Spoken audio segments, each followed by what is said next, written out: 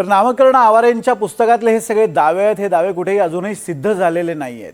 पुढची बातमी सुद्धा अशोक खरात यांच्याशी संबंधित आहे। अशोक खरात प्रकरणात अनेक नेत्यांची नावे समोर आलेली आहेत, त्यामुळे संजय राऊतांनी अशी मागणी केली की या प्रकरणात कुणाकुणाची नावे आहेत ते एकदा SITने जाहीर करावं। हम आम में सब नंगे है असं सुद्धा संजय राऊत यांनी उपहासात्मक शैलीत म्हटलेलं आहे। आणि खरातनं इतक्या महिलांवर अत्याचार केले तरी सुद्धा महिला आणि बालकल्याण मंत्री आदिती तटकरे गप्प का असा सवालही संजय राऊतांनी केलाय।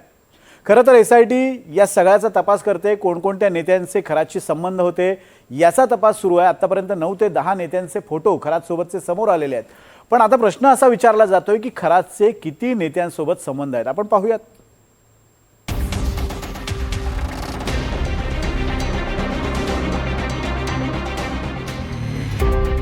खरात प्रकरणात हम आम में सब नंगे।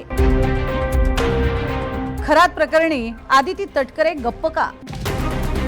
SITनं सगळ्यांची नावं जाहीर करावीत, राऊतांचं आव्हान।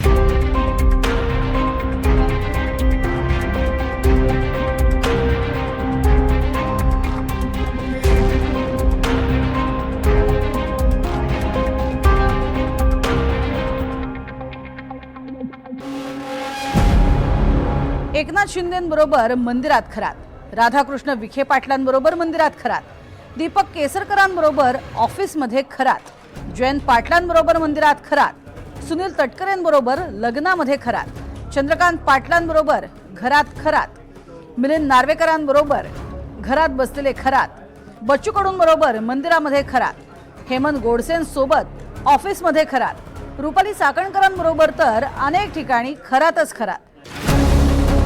अशोक खरात सोबत असलेल्या सर्व नेत्यांचे हे फोटो, यांचे अशोक खरातशी नेमके काय संबंध आहेत हे अजून उघड व्हायचंय। अशी अनेक नावं असतील जी अजून उघड व्हायची आहेत। म्हणूनच राऊत म्हणतायत हम आम में सब नंगे। त्यांनाच बोलू द्या ना त्याच्यावर, ज्या विषयासंदर्भात बघा ह्याच्यामध्ये आता कोण लपून राहिले? हम आम में सब नंगे, हम आम में सब नंगे, तसे सगळेच नग्न झालेत। अशोक खरातशी कुणाकुणाचे संबंध आहेत त्याची नावं SITनं जाहीर करावीत असं आव्हानच राऊतांनी दिलंय। त्याचवेळी राऊतांनी महिला आणि बालविकास मंत्री आदिती तटकरेंवर निशाणा साधलाय। आदिती तटकरेंचे वडील सुनील तटकरे हे अशोक खरातचे भक्त आहेत। आता आदिती तटकरे गप्प का असा सवाल राऊतांनी केलाय। महिला बालकल्याण मंत्र्यांनी बोलायला हवं, कारण महिला बालकल्याण मंत्र्यांचे वडील त्यांचे भक्त होते। आपण पाहिलं असेल त्याही भक्त आहेत। विशेषतः महिलांवरती अत्याचार झालेले आहेत, महिलांचं शोषण झालेलं आहे। त्याच्यामुळे महिला आणि बालकल्याण मंत्री ज्या कोणी असतील त्यांनी त्याच्यावरती आपली भूमिका स्पष्ट करावीच लागेल। राष्ट्रपती द्रौपदी मुर्मू यांनीही खरात प्रकरणात लक्ष घालावं अशी मागणी संजय राऊतांनी केली आहे। या देशाच्या राष्ट्रपतीपदी एक महिला आहेत।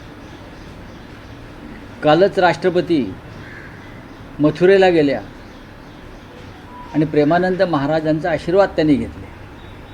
मी पाहत होतो, चांगली गोष्ट। आणि प्रेमानंद महाराजांनी त्यांचा उल्लेख आपल्या राष्ट्रपती या धर्मात्मा आहेत असं म्हणाले। त्या धर्मात्मा जर असतील किंवा आहेत असं आपण मान्य केलं, सज्जन महिला आहेत त्या, तर त्यांनी महाराष्ट्रासारख्या राज्यामध्ये असंख्य महिलांचं जे शोषण झालं आणि त्याच्यामध्ये सरकार काहीतरी प्रमुख माहिती दडपते आणि अनेकांना वाचवण्याचा प्रयत्न करते, अशा वेळेला राष्ट्रपतींनी राज्यपालांना निर्देश दिले पाहिजे